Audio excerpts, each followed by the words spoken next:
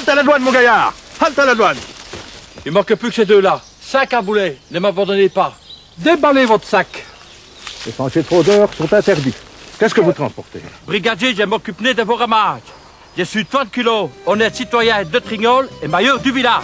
Tentative de corruption. Ah, ben ça, c'est de l'œil de Notre-Dame de Beaurain. Ouais. C'est de l'alcool, Toine. C'est de l'alcool.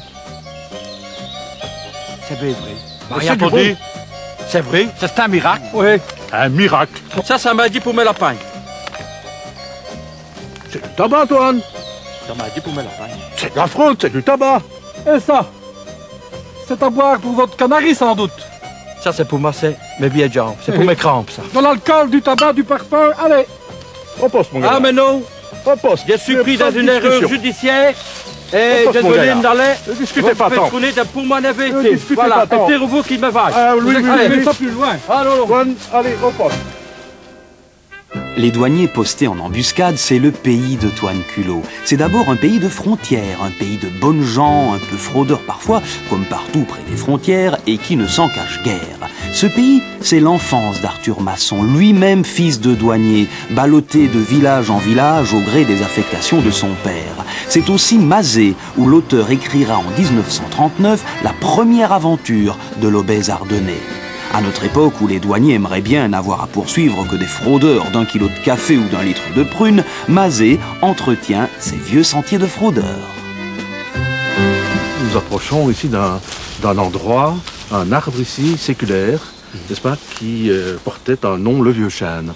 C'était un endroit où se réunissaient les douaniers français, venant de la France ici tout proche, puisque nous sommes juste en frontière, et les douaniers belges. Et ils s'échangeaient ici des informations concernant leur travail, les fraudeurs éventuels qu'ils avaient rencontrés, ou des informations relatives, n'est-ce pas, à la fraude.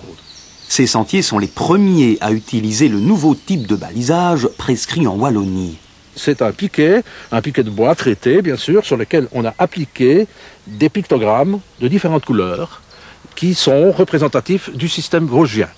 Donc en application déjà dans les Vosges depuis pas mal d'années.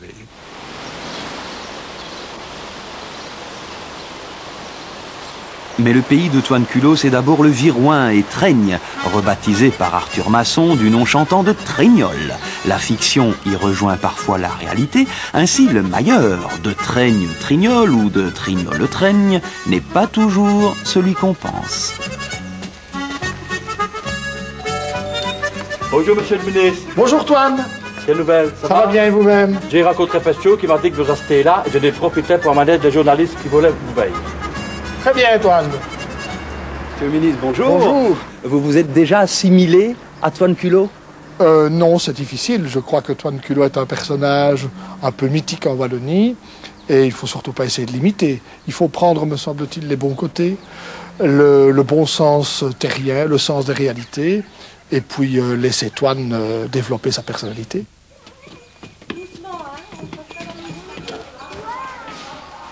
À propos de personnalité, Treigne a su trouver la sienne en se voulant le village des musées. L'ULB y a notamment développé un remarquable écomusée. Au début, ils doivent retourner la terre. Ça s'appelle comment? Quand ils retournent la terre, ça s'appelle labourer. Et tout au début, ils vont se servir de charrue.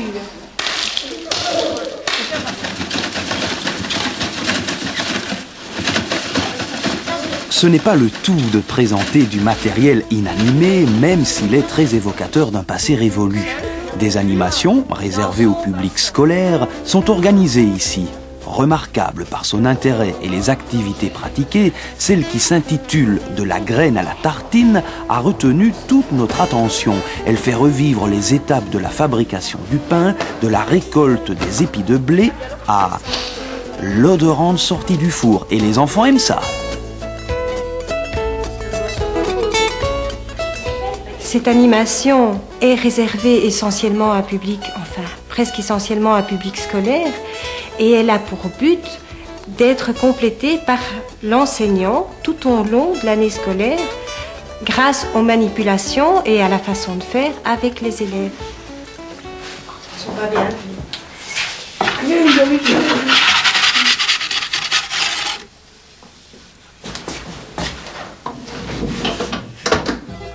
Dans l'ancienne centrale électrique de Traignes, le musée du Malgré Tout ne porte pas son nom par hasard. Et en fait, le nom musée du Malgré Tout a deux raisons. D'une part, il y a un lieu dit non loin d'ici qui s'appelle le Malgré Tout.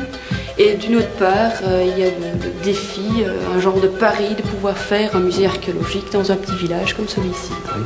Alors c'est un pari qui est relevé depuis quand ça? Depuis 11 ans déjà. Le Malgré Tout présente surtout des expositions temporaires de haute tenue. Celle-ci, qui est visible jusqu'au 30 juin, raconte la pêche, la chasse et la domestication au pays des Incas. Elle est tout naturellement intitulée Du Condor au Lama. Lance! Ouais, en plein dans le crâne.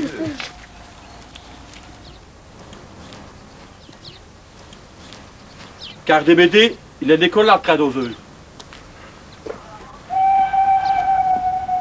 Ah, quand causez-le, welcome.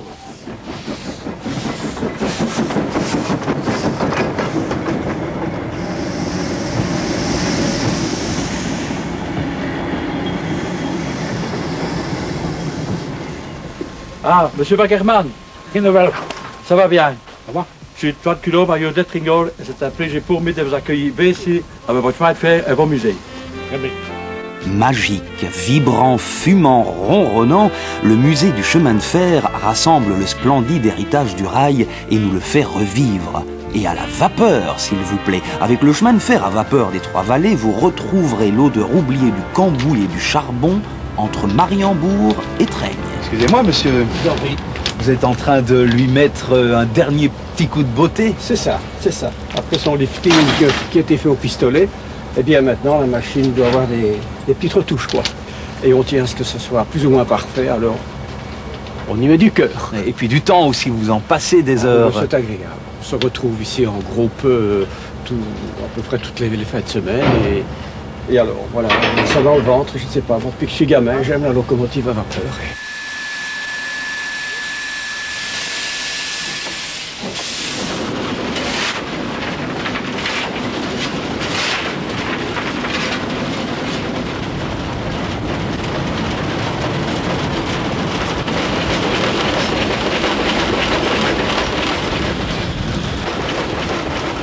C'est l'histoire d'une poignée de passionnés qui a décidé en 1973 de reconstituer un peu l'histoire du patrimoine archéologique ferroviaire.